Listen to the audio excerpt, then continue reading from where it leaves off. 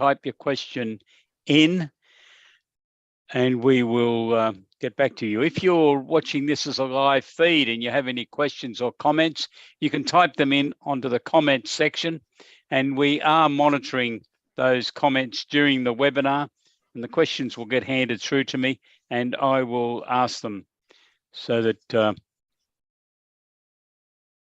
you can get an answer.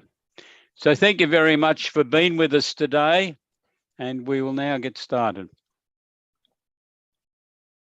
Today we're joined with Andrew Geddes, Managing Director of Andrew Geddes Proprietary Limited. How are you today, Andrew? Very well, thank you, Peter. Andrew's had a distinguished career in accounting and public company directorships, and chairman of a very successful public company, Green Cross Limited.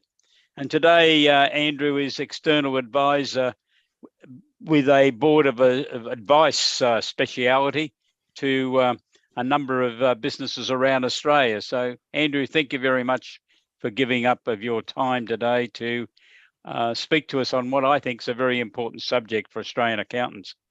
Pleasure. Thank you, Peter.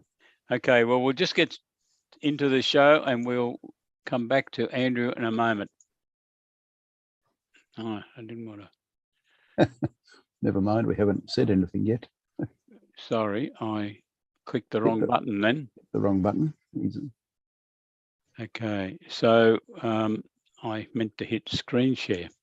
Thank you. Well, I'll hit my screen share. I know you're going to. Yeah, I'm right there now. The dawn of the new era for accountants is here. I think the big question for accountants to answer is, are you ready? How time flies. I was just talking to Andrew about reminiscing. 40 years ago, the Financial Management Research Centre was established at the University of New England in New South Wales. And for those of you who are young and you say, geez, 40 years ago was a long time ago, well, it was, but a lot of the accountants that are still in work positions today were involved in the very unique high-level training that was presented at the University of New England. It was really business, academia, accounting, all put together in a research centre. I think it was unique in Australia, and it was great. The whole aim, as I saw it, and Andrew's going to comment in a moment, because Andrew Geddes was one of the joint founders of the FMRC. I think it was there to help accountants gain a greater appreciation of the SME market. Yes. That was still a very intensive tax position. And Andrew just said yes, and we'll get him to comment further on that in a moment. And it encouraged accountants to provide a broader range of commercial services. The founder of FMRC was Dr. Jeff Meredith, who I met when he went around Australia promoting the concept that accountants could do a lot more work for their current clients. It was part of a ban on advertising era by the professional bodies in that stage. I think we're on the dawn of a new era today as we look at what's happening, and that can be built around business advisory services. So our guest presenter today, as I've already introduced, is Andrew Geddes. And we'll just switch back to Andrew now. Is there anything on those days of the start of FMRC that is a particular highlight for you, Andrew, other than playing us fellas golf when we turned up there and indeed, and having a few quiet ales now and again? That's right. We used to run 5-day live-in management workshops, and as you said, we had Wednesday afternoon off, and some of us played golf, some tennis, some walked, some slept. We used to run about over 100 workshops a year for hoteliers, engineers, accountants, smash repairers, all sorts of small businesses. And it was the start of the management education industry in Australia. And our message to accountants was, apart from just tax, let's try and help our clients more with their businesses. And here we are. That's the message about business advisory that we're looking at today, enabled by the online tools that have been created in the internet since then. So it's interesting to see 40 years has gone quickly and we're still helping clients. I am an advisor. I sit on 10 advisory boards Some of them are accounting firms, so what we're going to talk about is very relevant to them, and some of them are the clients of accounting firms, engineers, surveyors, and a few tech startups. So it's a very interesting cross-section, Peter. Yes, that's right. Okay, So, Andrew, well, we're ready for you if you'd like to right, start your presentation. Thanks. I'll share my screen, and I've just got to open it up. All right, Yes, so right now. Yep. You've got it. So Yep. we're looking at this issue of, can we move from a compliance dominance to an external CFO offering, or even a virtual CFO offering? So the trends in the market, what's happening? Well, the ATO's driving through digitalisation and robotics and AI, the fact that the demand for some of the basic compliance work's going to contract. They're being quite public about that. The banks and software providers are on the same path. So a large number of the smaller accounting practices may find that some of the work they do will be automated in this way. And what an opportunity to think about, my more receptive clients, can I help them more? The other trend is that team members want more interesting work. So in the couple of the firms I'm working with, we've got young people learning how to drive predictive accounting, learning how to do business valuation software, and driving these pieces, these tools, and doing it so that the advisors can get alongside their clients. Now, if you ask what is a basic external chief financial officer service offering, we go in and fix the client's bookkeeping first, and then produce predictive budgets, revenue, expenses, profit, leading to balance sheets and cash flows, all interrelated, so that you can then report monthly on budget versus actuals. You can then add certain key performance indicators to that, particularly some of the forward-looking ones, and maybe use some of the in the cloud tools that allow you to link number of programs and create a dashboard type reporting. So we've got firms actively driving that very hard at the moment. Now, the other thing that an SME may need is, well, what do you think the value of the business is every year? Let's look at that. That leads to the question of, how do we improve the value? Through improving its profitability and cash flow.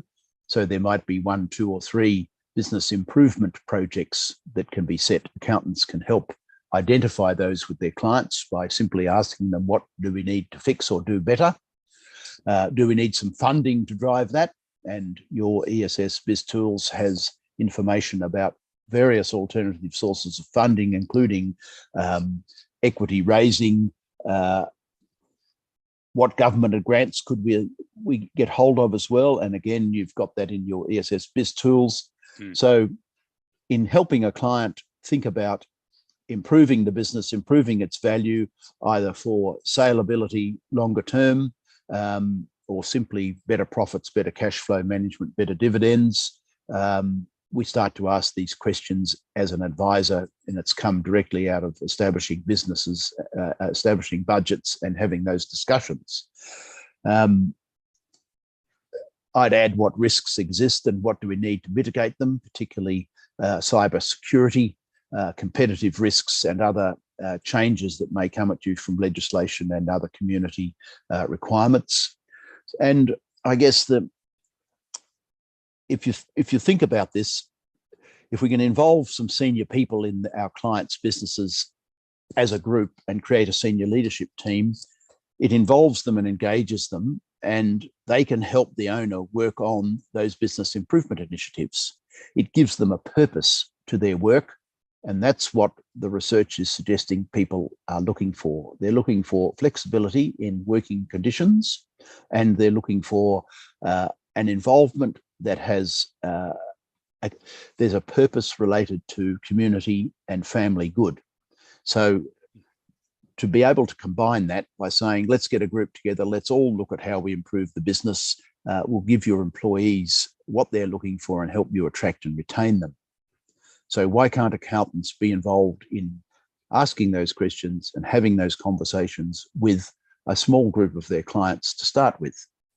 So that leads into an external CFO service offering that starts with improving bookkeeping and accounting systems and reporting, adding budgeting, and then beginning to ask questions around what can we do to improve the business, its profit, its cash flow, its dividends, its value. And you can do this using exactly the tool we're using at the moment, Teams or Zoom or other online communication tools with your clients. My clients, 10 of them, are located all around Australia. So with COVID and lockdowns, we could not visit them.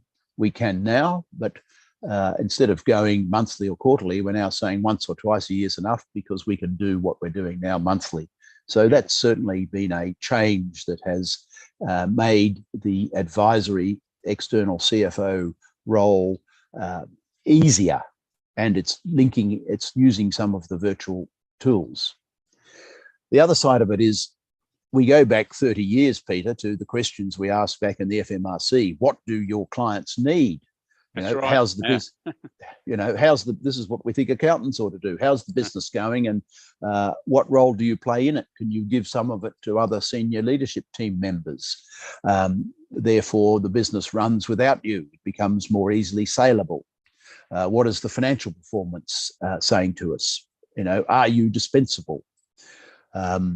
Given the way the business is performing, what are the consequences for tax liabilities, and what are we going to do to plan for the ability to pay those when they fall due? Can we take dividends and create wealth outside of the family, outside of the business, and help protect the family's assets? When are you going to retire? What happens if you die? All of these questions with the better clients, these should be asked at least annually in a strategic planning review. And why not have the accountant involved in just simply creating an agenda structured around these questions and walk through it with the clients? So having done this over 30 years, decide on one or two clients, go and visit them with a needs review questionnaire, personalize it, and ask and listen and take notes, and try and identify what help does the client need. And the old 6P rule is prior preparation prevents poor performance, or words to that effect. Yeah. Our experience is small business clients are very receptive to this initiative, rather than just focusing on compliance and tax. So it's about asking and listening. You don't have to have the answers. Some of the accountants we've spoken to, Peter, are reluctant to move into business advisory because they feel they have to be experts. It's about asking questions, helping the client identify areas that need to be improved, and then planning to improve them. You may have to engage external specialists, marketing specialists, IT specialists, stock management and procurement specialists. It doesn't have to be you. Your specialization is working with your client on planning for business improvement. So, and Andrew, that's exactly what happens in a public company, isn't it? The CFOs yes. are focal person in most of public companies, but it doesn't mean they're going to do all the work. A lot of it's got to get farmed out to other people who've got particular expertise. Yes, the CFO will produce budget versus actual financial information, which the board reviews, and then asks of the CEO or the managing director, are there areas that need to be improved? What are they? Put a business case on the table with us. So the managing director or CEO plus the CFO work on identifying what needs to be done, and the board discusses and helps them decide how they're going to make those improvements. In a small business, it's a simpler version than that, with less people involved, of course, but it's the same concept. Yes. So we then talk about what's a virtual external CFO service offering. And there's a firm in the US called Summit CPA who, over the last 10 years, have developed an online business, and it's purely online. you must remember it's taken them 10 years to develop this, so you can't do it overnight, but it's interesting to think about which elements of this could we start experimenting with and evolve towards. Most of their businesses are 5 million revenue and above, because the average fee sits at 80,000 a year. They offer 3 levels of service. One is they do predictive accounting or budgeting that looks at profit, cash flow, balance sheet, and the KPIs around that, both historical and forward looking. They'll then also say, well, we can deal with back office matters, do your payroll, deal with creditors, etc., and we can, as a result of that, deal with compliance and tax prep.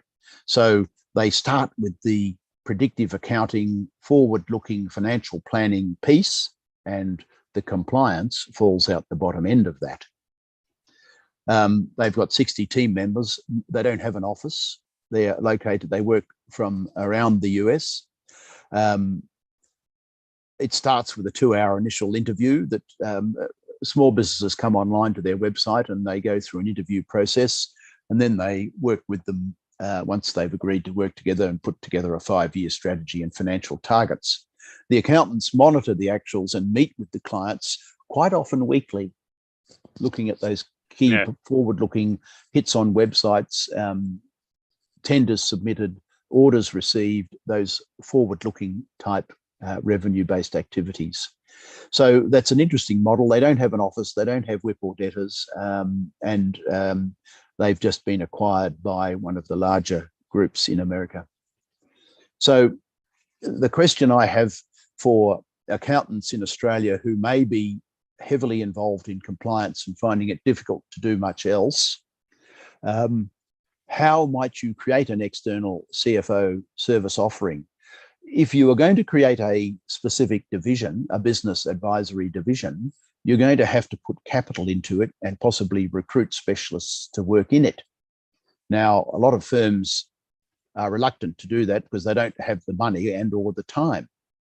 So if we're not going to put 50 grand aside or 100 grand aside and invest and try and make a specialist division, can we evolve from our current compliance production model?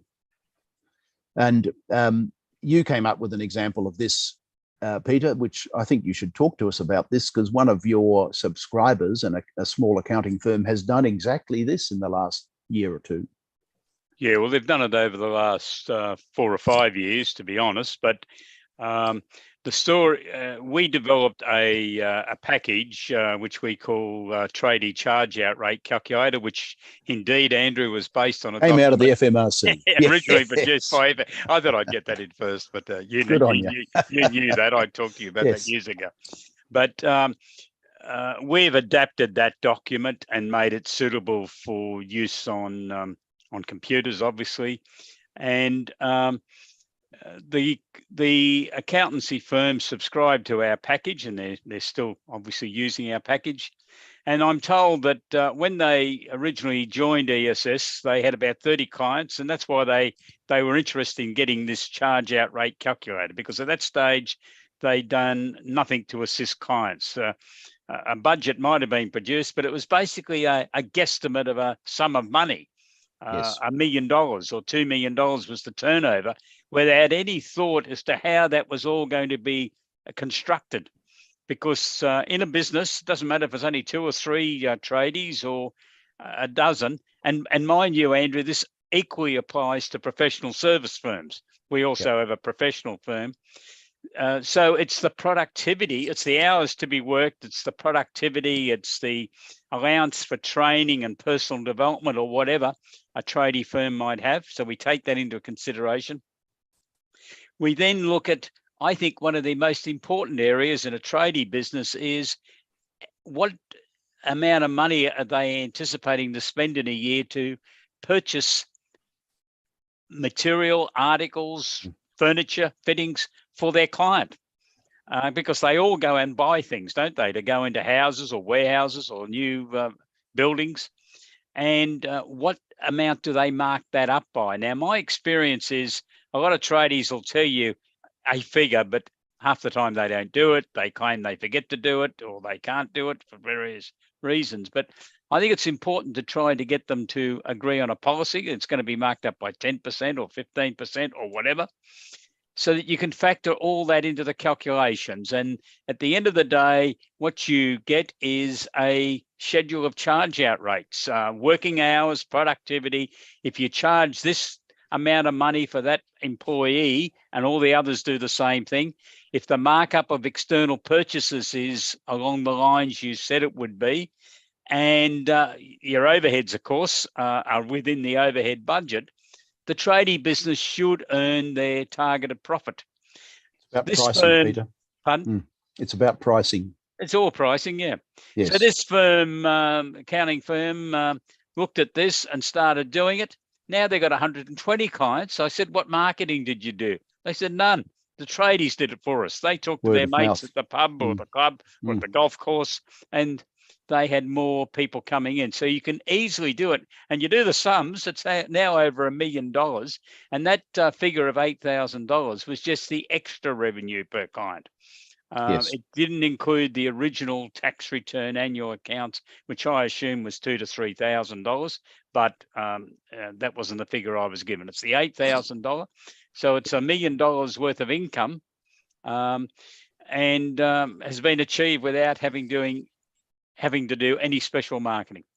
No, and the way they've done it is to say, well, what are your salaries? What are your overheads? What profit do you want?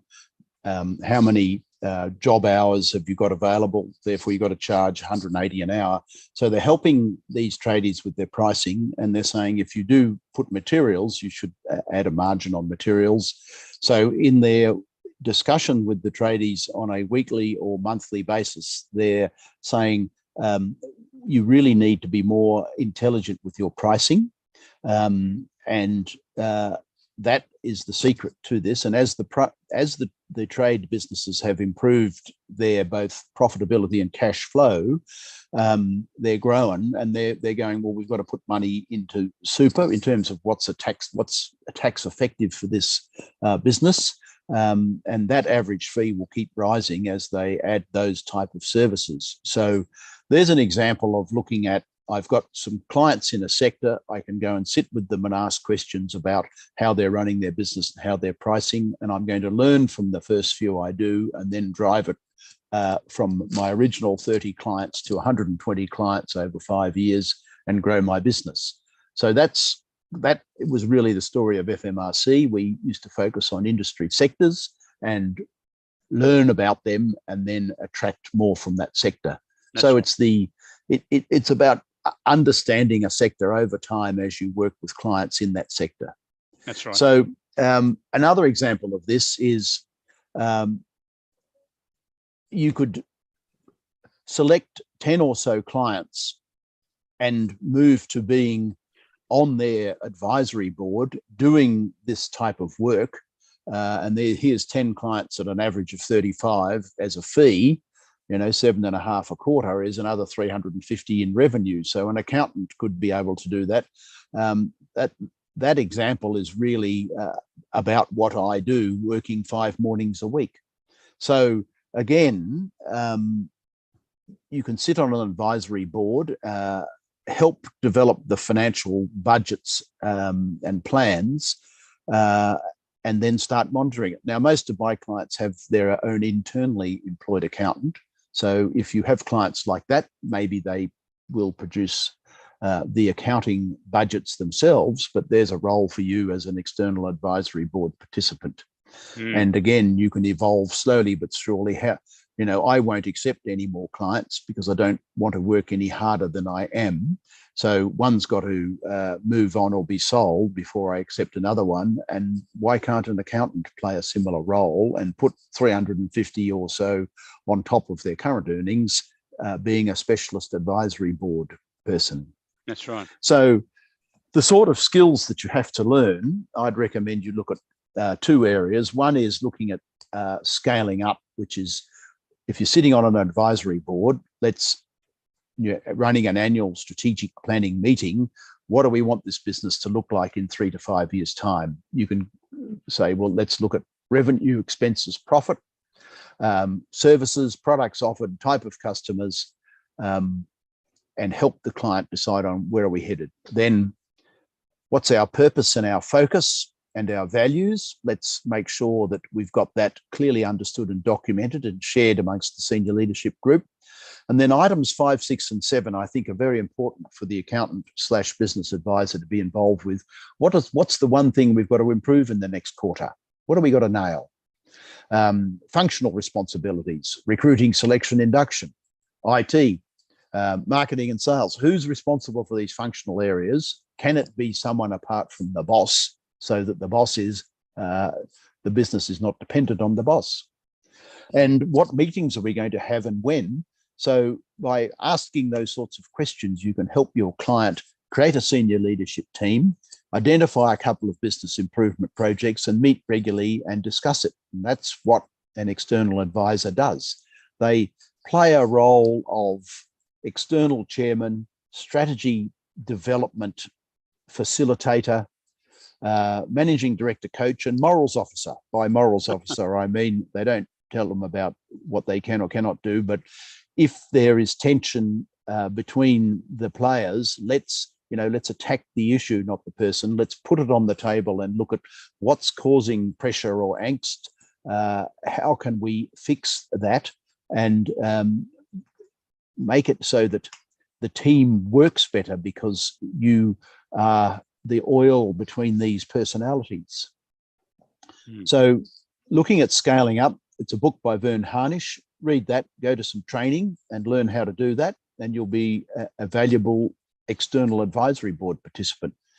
Then if you look at OKR methodology, this is, there's another book that you could read, Measure What Matters by John Doerr, D-O-E-R-R.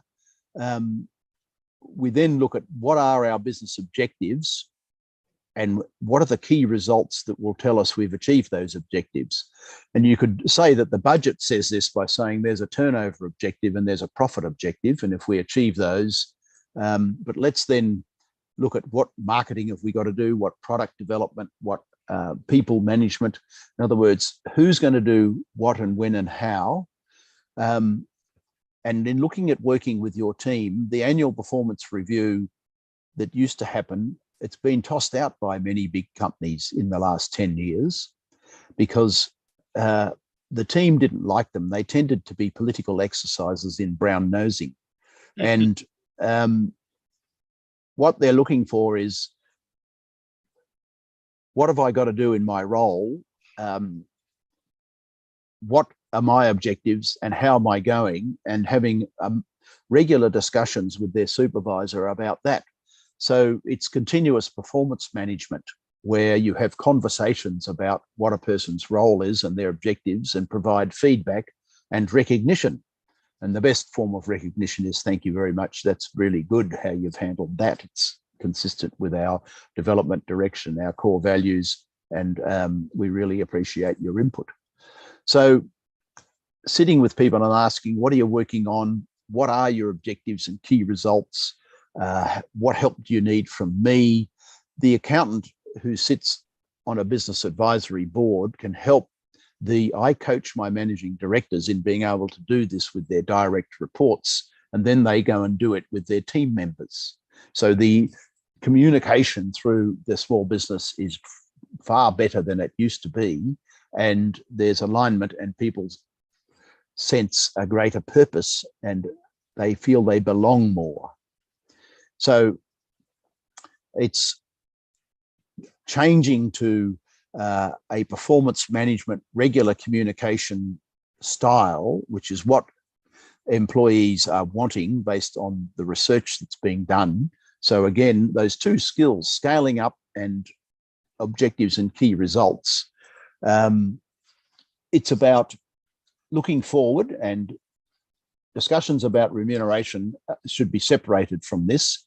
It's about alignment of direction and improvements and transparency. And it comes back to a pattern of meetings. You might have a daily 5-minute stand up with your team. You might have a weekly review with your senior support person. The MD might have it with his direct or her direct reports. So my overall question to accountants is, Are you going to set up a new business advisory division with new recruits and spend 100 to 500 grand so doing? Or are you going to find one or two receptive clients, improve their bookkeeping, their budgeting, and their reporting, get involved with reviewing results, and do it virtually using Zoom or Teams or whatever, add the ESS BIZTOOLS information about funding and government grants, and put your effort and focus into the receptive clients. And as compliance, the demand for compliance service drops due to automation, as expressed by the ATO and the banks and the software companies, you can start increasing your involvement with a small group of clients and evolve into being a business advisor. You don't have to be a specialist in hotels. You've just got to ask and listen and help the person who owns and runs the hotel learn and create some business improvement projects in their business, and away you go.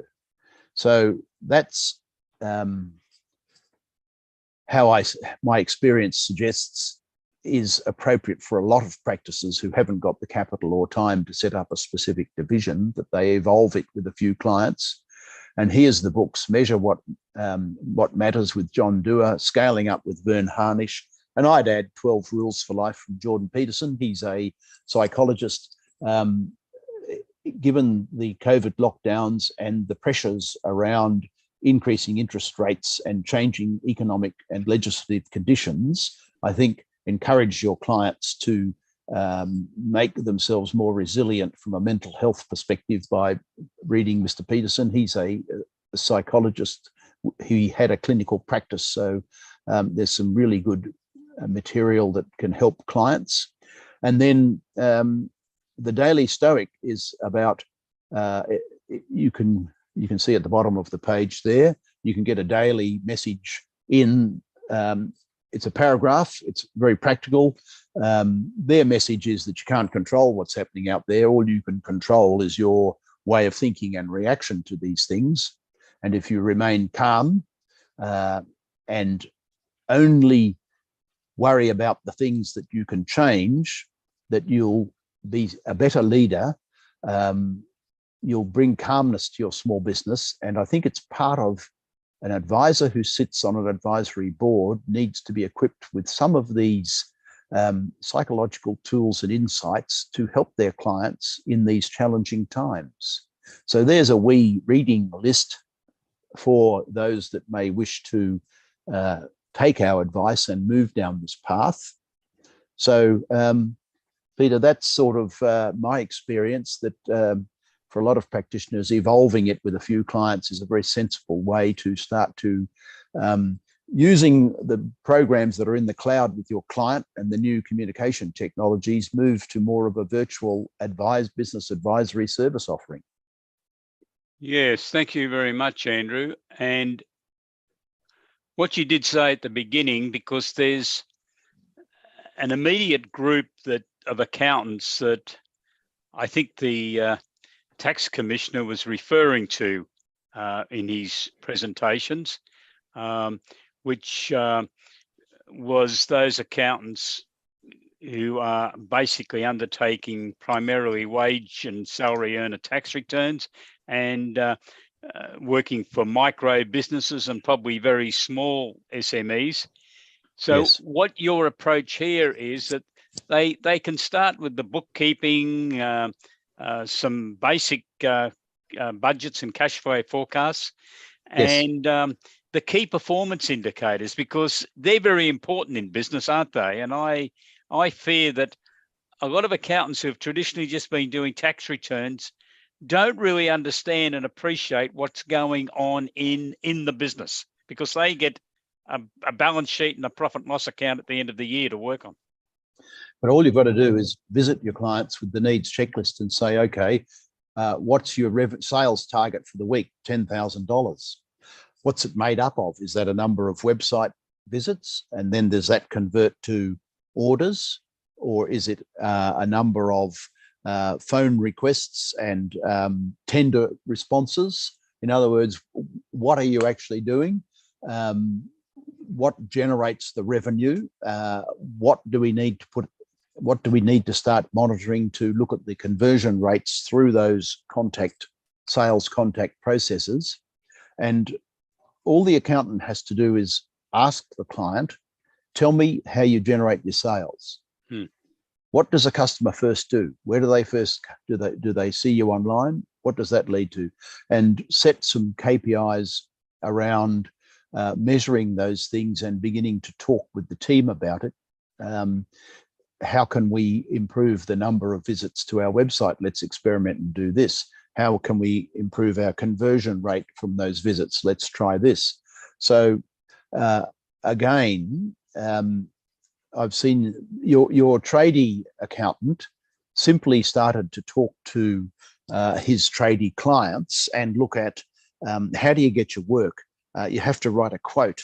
How do you get the emphasis off price by looking at what does the customer want into, it might be a plumbing outcome. I had my plumbing go bung. I wasn't interested in price. I just wanted the toilets to flush again. So, I was prepared to pay a value price for a quick solution. And it's starting to talk with clients about how they win their work, the value of that work in the customer's minds, and starting to charge prices that reflect that value and convenience rather than what the person down the road prices. So it's starting to look at some of the value pricing for convenience. If you look at tradies, it's all about will they turn up and will they leave a mess or not? And are they well mannered? Do they take their shoes off? Are they convenient? You'll pay double for all of that because everyone complains at barbecues about the opposite. So my experience is that accountants can pick some receptive clients in a sector and get to know it by simply asking and listening and driving that into their budgeting and monitoring processes. And within 6 months, they'll be on top of it and getting referrals of clients in that sector. Thanks, Andrew. The other item that you have on your PowerPoint slides, but I don't recall you actually referred to it. It was there, but I think it was very important. The comment that Adam Hale, the American accountant, made about needing knowledge of your clients 1 inch wide and a mile deep. Yes. How, in your experience, how have you found that reflected in the business community or by accountants working with that sort of? Well, your subscriber accountant who specialised in the tradies is an example of an inch wide, mile deep penetration. And they're looking at helping those tradies understand their costs of production and to make sure they price their jobs above those. Hourly rates are really hourly production prices. And then you price the job above that. You put a value price on it, a better margin. So it's reflected in other ways too. One of my accounting firms has some software that helps them do business valuations by asking the clients fill in an online form about their business, and it gives them a cap rate that is applied to profit to come up with a value. Now they're sitting down with their clients and saying, let's do this annually, and let's pull from that the 1 or 2 things we need to improve in the business. And in doing that, the word is spreading in their client base and others are asking for it. Again, it's referral based from satisfied clients. So they went to a family law industry engagement and talked about what they did. And so now a number of the valuers who traditionally do real estate but not business valuations are engaging them. So it's an inch wide, mile deep concept, not in an industry sector, but in a service offering called valuations. But more importantly, how do you improve the value of the business by selecting an item that you need to work on? So and that's what an advisory board person needs to do. Right. So the someone that's been running a smaller accounting firm who's now sitting back and saying, Mr. Jordan, the tax commissioner, is saying that I might be out of business in 3 to 5 years' time. there is a pathway, if they really think about it, their current clients, and perhaps even some industries they know something about. They might have worked at them when they were going through uni, or even when they were still at high school, and won't take much to get a bit more knowledge about those industries, so they can start writing some articles, putting it on their website, and Well, Peter, generally talking. Why not go to ESS BizTools and get this segment on analysing production costs for a professional service firm, and do it on yourself and use that to assess the prices of the jobs that you're setting. And having done that, you could then go and visit some of your professional service firm clients and suggest you do the same for them. So in other words, select a client, get one of the tools, apply it to yourself, and then go and ask a client if they might be interested in having it done for them. Maybe you do the first one or two for free as you learn. So it's a matter of going, who's receptive? What might I do for them? Can I practice on myself first and then go and have a crack? I didn't. People said, well, how did you end up being chairman of Green Cross? Well, I was asked to sit on the board of Count Financial. I'd never sat on the board of a public company before. I went to the Australian Company Directors course and did that. And then I spoke to a few experienced board people and then went and served. And that led, would you like to help us with Green Cross? Yes, because I knew what to do. So part of it is, as I suggested to you towards the end, part of it is learning. Look, what do you need to read? I joined the Company Directors Association and attend their webinars and get their monthly magazine. There's reading lists in it. Then I've gone and read some of these books here that are on my last PowerPoint slide. If you want to change from being a compliance-dominated producer, perhaps you've got to learn some new skills and go and have a crack at doing some new things. And you need to plan that into your week, month, year planner. Yes, and I think that's very important for anyone that's sitting out there thinking about what is going on in the world. It's not just what the tax commissioner is saying, of course. It's obvious, and really the reason that myself and a couple of others were talking to Adam Hale in a webinar 3 months ago now was the story coming back out of America that I was getting was the software company Plan Guru was very busy servicing accountants. And I asked the question, why? And they come back with the answer, because accountants are finding that they've got less work to do because the tax return market is shrinking because it's been automated. But they don't want to lose those accountants. They still need them for the key parts of the tax work, but they were worried they might get nervous about their job security and walk out and go and get another job.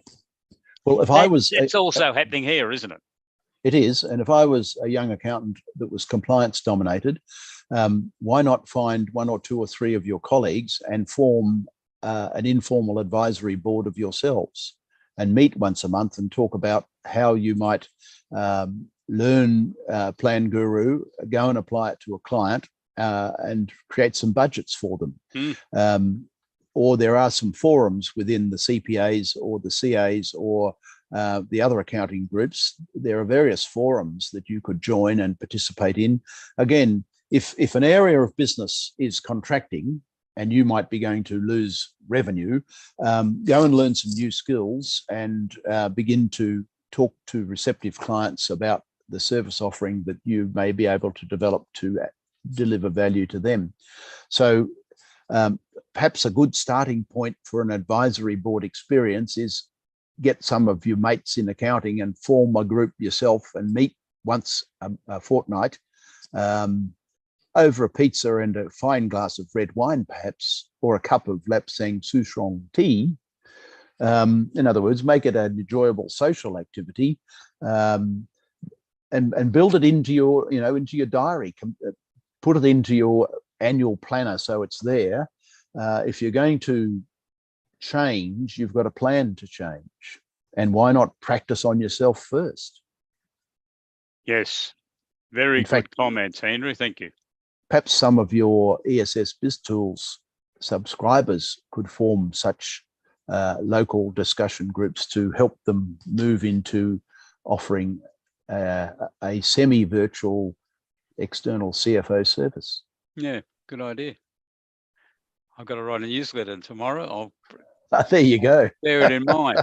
Okay, well, Yes. thanks very much, Andrew. I'm just going to take the screen back and we'll just Yes. go through the There we go.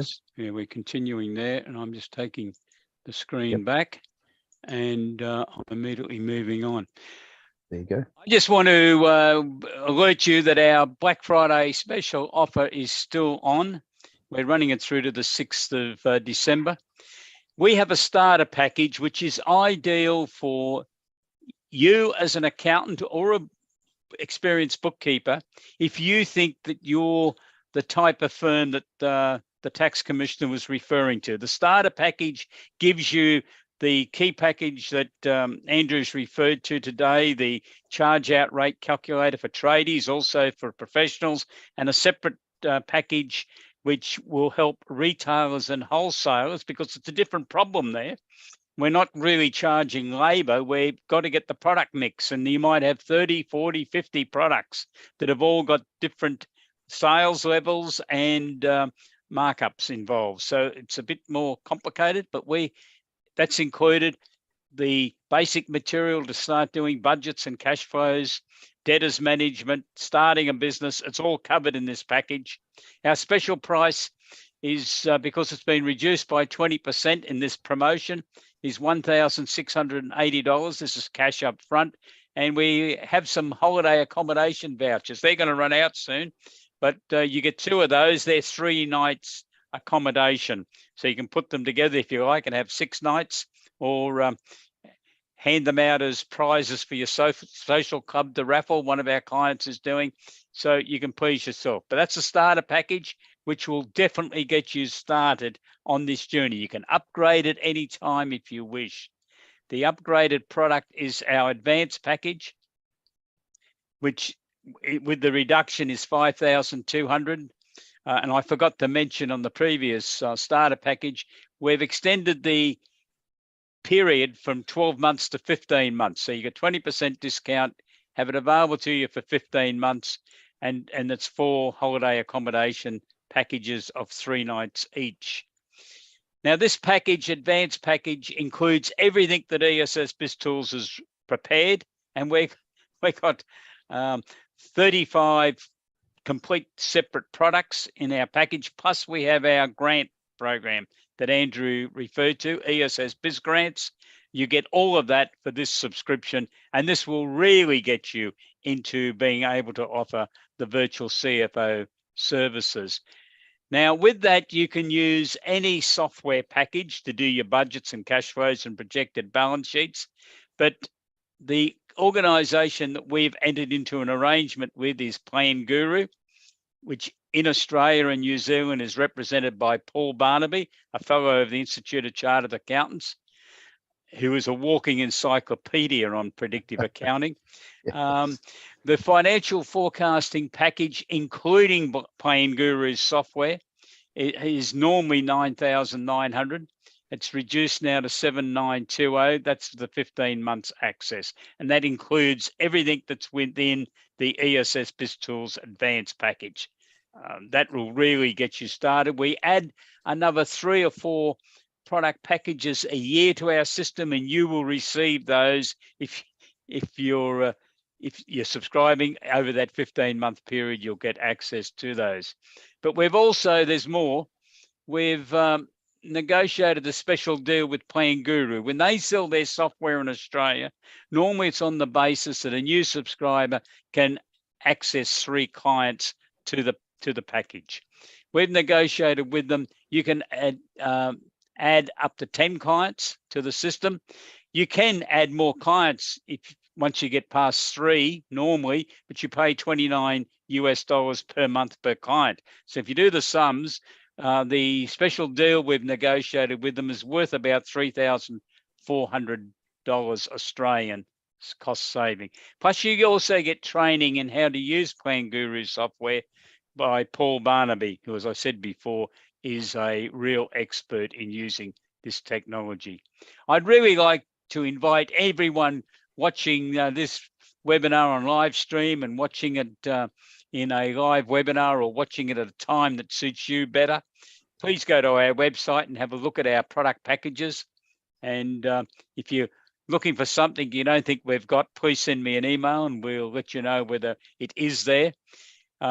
If you want to have a Zoom meeting with me, about 15 minutes, and go longer if you like, but 15 minutes, it would be the minimum time, where you tell me a bit about your firm, what you're currently doing, what your vision is, who your clients are, what sort of industries they're in. I'll give you my hints, advice on what I think you should do to go into this business advisory services area. And you can visit our BizGrant site and you can trial a client for 2 weeks for no charge, no obligation, and it will show you the fantastic way that that product works. And if you haven't tried to offer advice on grants to clients yet, I would urge you to do so. There's a few $1 billion every year being allocated in grants to SMEs in Australia by the federal government, state and territory governments, and some local government organisations as well. It's a huge area, and my guess is that about 40% of the grant money could get spent through accountants who are proactive about offering business advisory services. So it's well worth looking at. And your clients love it because they're getting services performed for them for a 50% discount because the government's paying the balance. Upcoming webinars in this series. We've been running this series now for the last 2 weeks. It finishes this Friday when we're going to look at helping clients to raise capital. Andrew referred to capital raising today. We have 3 specific product packages in our system: crowdsource funding, equity raising. Client can raise up to $5 million as long as their turnover's under $25 million a year. Early stage innovation companies, which is fantastic for a young company under 3 years of age who have developed a new product, process or service that can make them very attractive to sophisticated investors because the investor gets something out of it. They get a tax offset and they avoid having to pay capital gains tax on those shares. So it's very interesting. And the last one, of course, is Section 708. And when we go back and reminisce over 40 years, Andrew, Paul Keating was treasurer in the Hawke government that introduced Section 708. Prior to that, you might remember, Andrew, if you were working with anyone that was trying to raise money, it was very difficult. Right. There was no real process. You virtually had to go into business with your brother or your father. You couldn't promote it to anyone else. No. Or you had to have known the guy in your football team for 15 years. There could be no marketing or promotion. It originally was you could raise $1 million in 12 months. John Howard, all these names in politics, come along 5 years later as the federal treasurer. He changed it to 2 million. It hasn't been changed since. So it is still there, and it's an area that sophisticated investors are interested in. But the big one, of course, is early stage innovation company, if you meet the guidelines. And because the investors get something out of it. And the government did that deliberately, of course, to make it very interesting. And I think I've given you contact details. If you want to have a Zoom meeting, please give me a ring, 1800 232 088. So thank you for people for watching or joining us on social media. And Andrew, thank you very much for your time. We all value your expertise. So thank you very much for obviously not only spending the hour with us today. I know preparing this material takes a lot of time. So I'm very appreciative, and I'm sure our viewers will also be very appreciative of someone with your experience giving the benefit of your knowledge. So thank you, Peter. Thanks, everyone. Merry Christmas. Yeah, yeah. That's right. It's not the far 1st of away. December That's right. tomorrow. So yeah, it's very Right. close. So yeah, Merry Christmas, everyone. And if you're interested in capital raising, please join us on Friday at 11:30 a.m. AEST. Thanks, Andrew. We'll catch you later Thanks, on. Pete. Thank Cheers you. now. Bye-bye.